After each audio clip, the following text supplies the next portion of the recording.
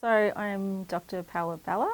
Still getting used to introducing myself with doctor, but I do that because it makes my family and community proud, and it is an achievement that I feel was a collective one. So I'm Wemba and Gunditjmara, and I grew up on Yorta Yorta Country at Echuca predominantly with my mum, grandmother, aunties, great uncles and great aunties, and massive extended family where they really instilled in me a love of education and a desire and passion to get educated. And as my grandmother Rosie would say, get educated, go as far as you can and beat them at their own game. So my grandmother taught me a political liberationist approach, I suppose, to education. She was only 12 years of age as a young Aboriginal girl when she was forced out of school. So it was very important to her that her grandchildren get educated and to go as far as they could despite the challenges. So it's by my community that I'm here, and through my community, I was one of the first graduates of the Njernda Studies program, which was an Indigenous Bachelor of Education program delivered in Echuca with the Echuca Aboriginal community, and it was in collaboration with Victoria University. So that's when my relationship with VU started. So that was in 1998. Graduated in 2001 as a teacher. Could not get a job in my hometown in our local primary schools, my cousin and I, which was very heartbreaking. Meant I had to move back to Melbourne, and I was a young single mum at the time with a 7-year-old, sorry. And so started working at Moondani Balluk in 2001. So it's been 22 years now. There have been times I've gone off and sort of done other work in education, art and cultural work around the western suburbs and in Melbourne itself. But yeah, that's my association with Moondani Balluk, from the Njernda Studies program right through to now, where I'm have my PhD and I teach into our Indigenous electives here at Moondani Balluk, which means embrace people in Woiwurrung language as well. When I began working at Moondani Balluk here at Victoria University, I was a sessional educator at the time. We worked with local schools who were doing, I guess, Indigenous outreach programs with us. And we were going out into local western suburb schools as well, because we're located here in the western suburbs on Coolin Country. And I was doing artwork as well as working as an educator. So these two ways of expressing myself and two ways of contributing to community have always been really strong for me. And I put in for the logo design for Moondani Balluk, and that was successful. And all these years later, it's still our logo. So when the centre was refurbished just prior to the end of 2022, we got to work with this fantastic architecture firm, Gretel, who really listened to Indigenous ways of working, particularly our director, Karen Jackson, who's a phenomenal director, and Yorta Yorta woman. And we sort of refreshed the logo design essentially. And essentially the main component of it that I focused on, which was about Coolin Country and the way country lies beneath us all the time, no matter how much we change the landscape through building on it, changing it, colonising it. No matter how violent colonisation is to it, it's still country. So it was about maintaining that design. And so that now features on the outside of the building in a really large way. So it will eventually be a living building. Indigenous plants will grow out of that artwork. So they're essentially large planters that feature over our east and west doorways. So as you walk into the building, that's how you're welcomed into the space. So I finished my PhD at the end of 2020. It was a difficult time because it was predominantly during one of Melbourne's 6 lockdowns, which were very long and difficult. It meant that I couldn't have access to campus, to my supervisors, colleagues and community that had been involved in my project. So it was very isolating and challenging, but I was very happy to finish and actually got to have a graduation ceremony in 2022, which was really exciting. And for me, it means a lot because the project was both personal and political. I was looking at the ways that Aboriginal women in what we know as the colony in this country resist colonisation and violence and patriarchy and colonialism itself, particularly through activism and through visual art or performance art, poetry, literature. So I wanted to platform the ways and understand how Black women resist through these forms, and also just through community work. And I don't mean just in saying that, but it's not as recognised. So all of the forms of contributions Aboriginal women make to community and to the cultural landscape, I was sort of considering in how I then created a new body of work in response to that. And essentially it was looking at the core of that and the traumas that require that resistance, but also healing methodologies to respond to that trauma. So it was a creative thesis as well. So it was predominantly through creating an exhibition, a very large exhibition, and an exegesis where I wrote about that practice. So it was art as research in itself. So I was also attempting to decolonise how art as research or practice-led research is conducted, because it's incredibly white and Western in its approach. Almost all of the literature about practice-led research is very white, very Anglo. There's very little contemplation of Indigenous ways of working. And so for me, in order to respond to the artists whose work I'd researched, I needed to create a body of work in response to that, so that people would experience that in an immersive way as opposed to just reading it. So I wanted to have those two, methods there. And what I predominantly found is that as Aboriginal women, we have very little recognition of our work formally, that men's work, again, and yes, even though the discrimination is there and the erasure of Aboriginal men's stories exists as well, the sort of, typical hero of the resistance is an Aboriginal male figure, historically and even in a contemporary way. So I was really inspired by warriors of the Aboriginal resistance who are around, in all the different countries, all the different mobs, but predominantly in Melbourne is led by young Aboriginal women here. So I was really inspired by their work. But I found that there just wasn't enough response to the need for respite and the need for soft spaces in order to rest after the doing of this work. So I wanted to create temporal healing spaces or respite spaces, yarning and listening spaces that are predominantly for Aboriginal people, and particularly Aboriginal women and kids, that are comforting to our people but very challenging to non-Aboriginal people. So it was a sort of a fine balance that I had to strike in creating these, sort of sculptural installations that people could actually be inside of. Yeah.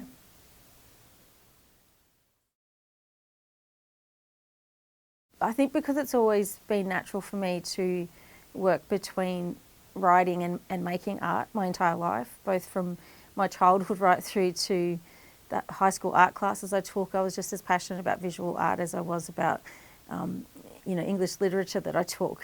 And I always found it very hard to decide between whether I wanted to be a writer or an artist. And so then I got to a point where I thought, I'm not going to choose, I'm going to do both.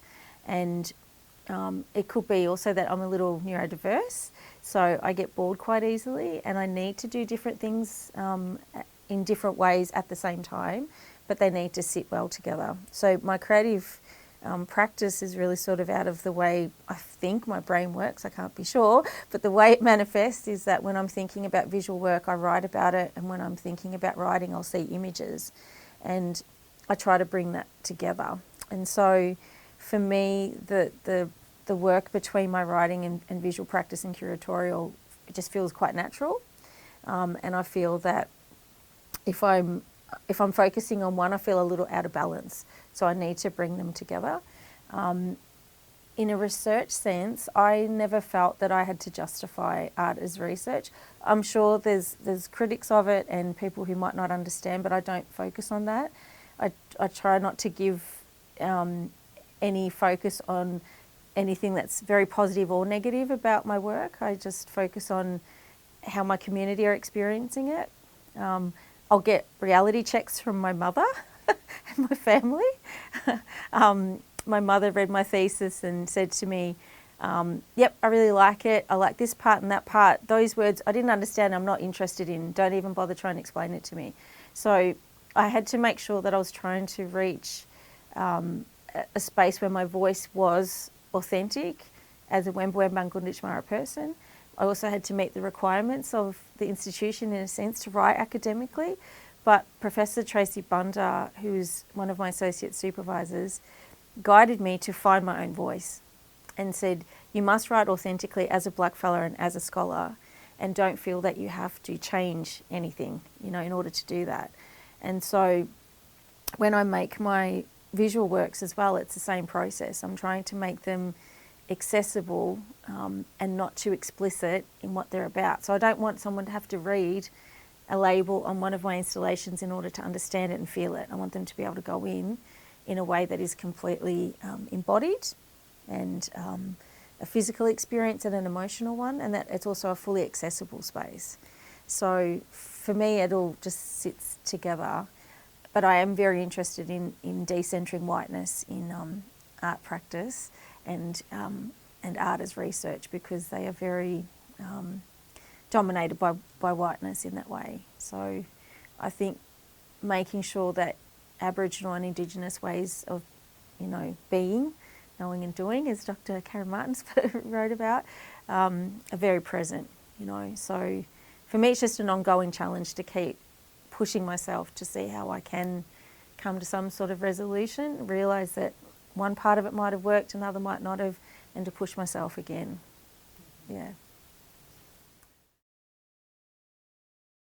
Yeah, I write from my standpoint as a Wemba and Gunditjmara woman in my work, in my academic work and my creative writing, speaking, and the visual works that I create, and also any art writing that I do, say for catalogues or for publications about Indigenous art. And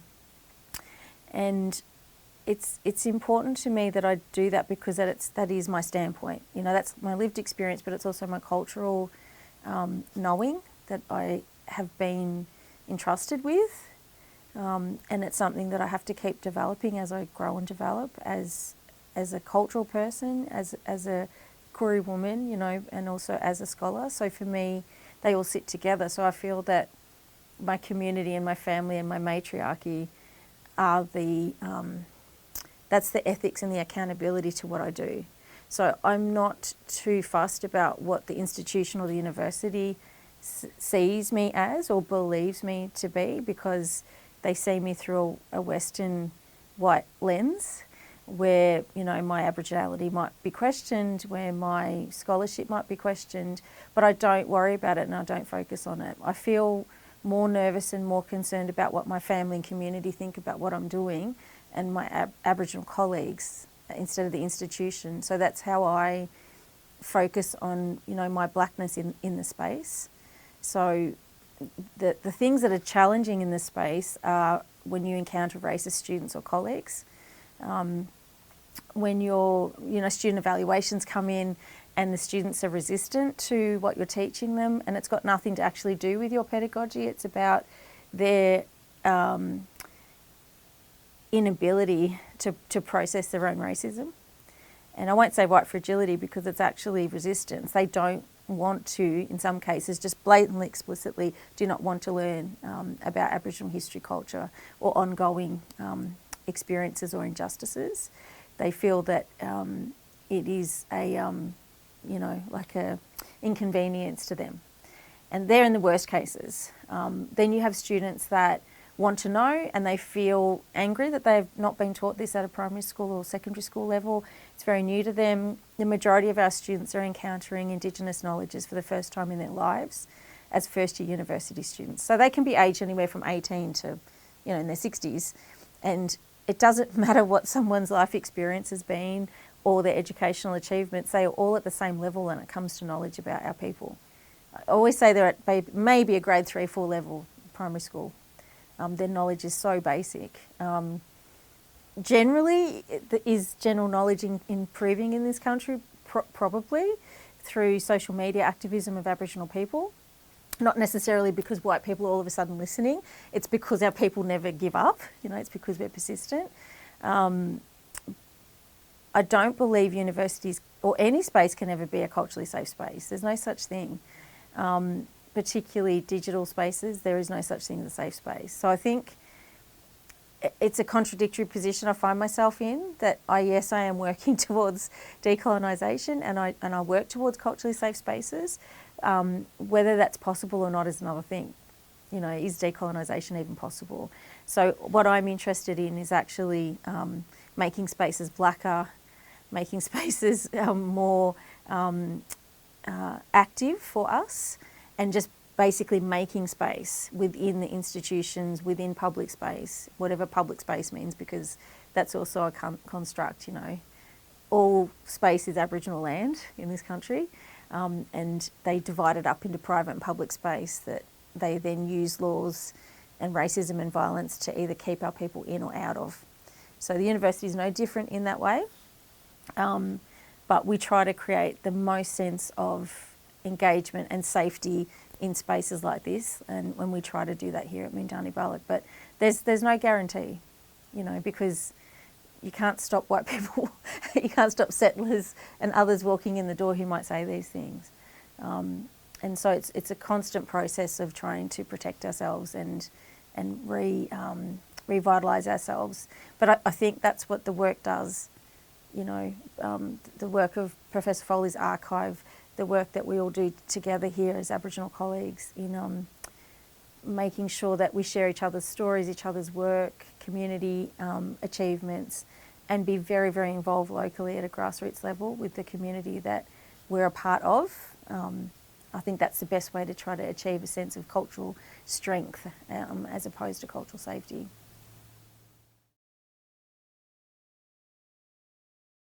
The most current and ongoing project that I'm involved in is something called Black Women's Healing Project, and that's focused on Aboriginal women in the western suburbs of Melbourne, local community women who might work in you know, community service sector, they might be raising children and grandchildren, they might be working in community Aboriginal education, and we've had a series of women's workshops, Aboriginal women's workshops that have been going on since the lockdown. So the first, of course, were all interrupted by the pandemic, and we had to conduct them via Zoom, which was, you know, the next best thing. It wasn't ideal.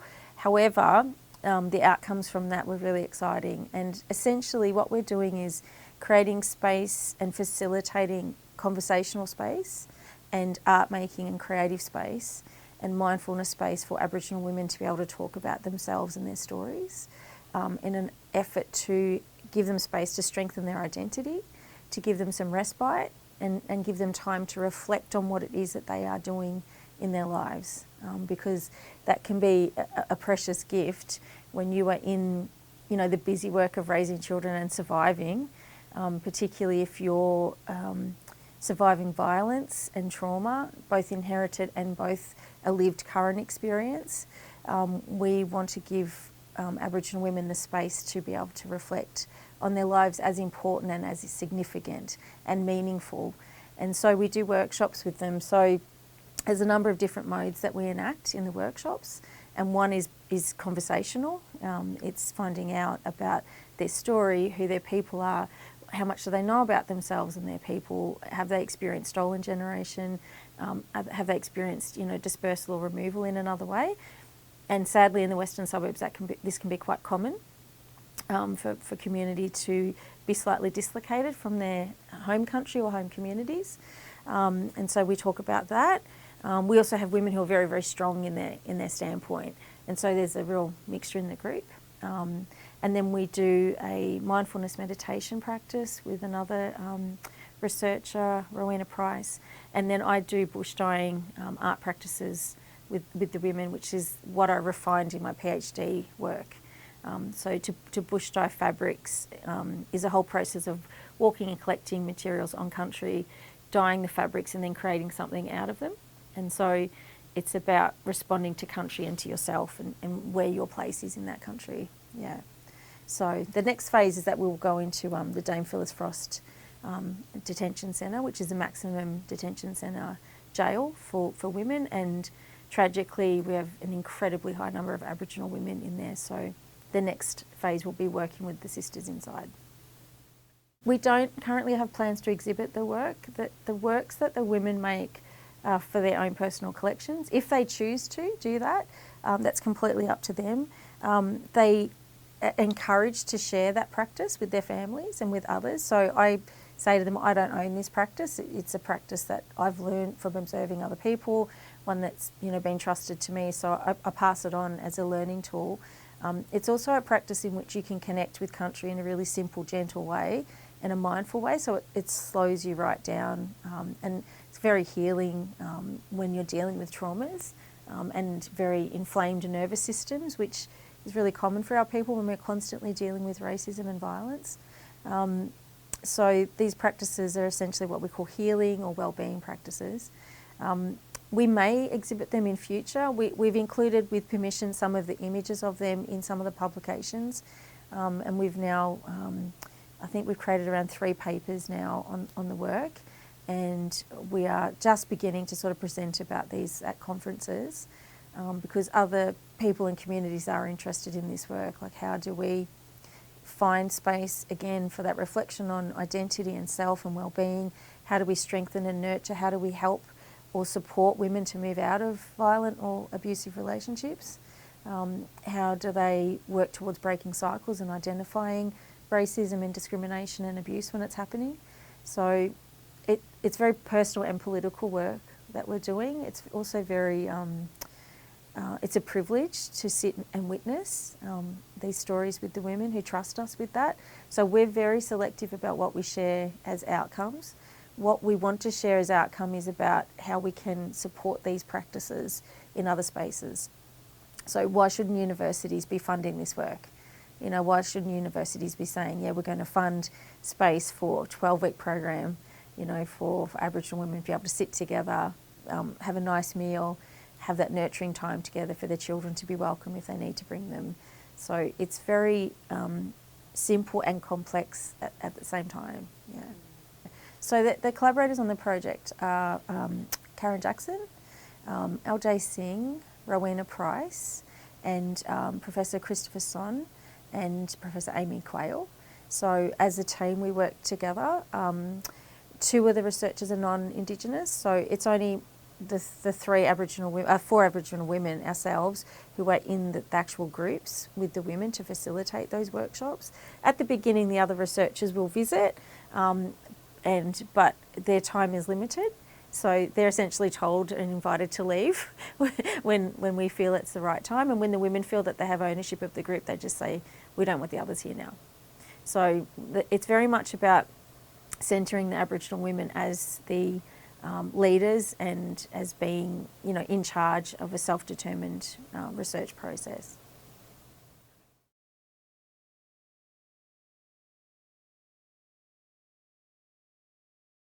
The thing I'm most excited about in regards to other Indigenous research is predominantly what Aboriginal women researchers are doing in creative practice.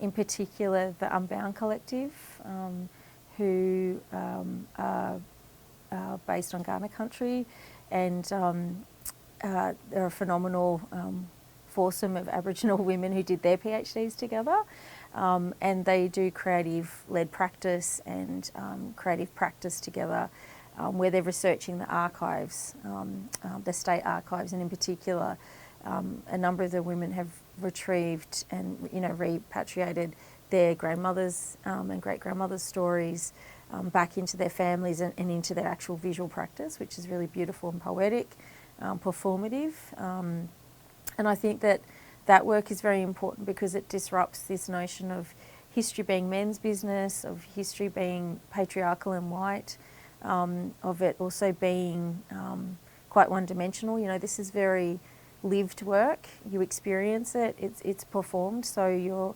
emotionally moved and challenged by the work as well as intellectually. I find that really exciting, and the work of Professor Tony Birch, who did a fellowship here with us, Dr Bruce McGuinness fellowship here for 5 years around climate change, climate trauma and climate justice. Anytime he speaks and writes, I absolutely love it, just because of the passion and the unconditional love that he has for country and the way he speaks about it as having its own sovereign rights. So those things really, really excite me, and I think ultimately if people listen, if non-Aboriginal people listen, could actually change the way this country evolves. I think it could make it a healthier place mentally and spiritually. But yeah, whether that's to happen or not, let's see.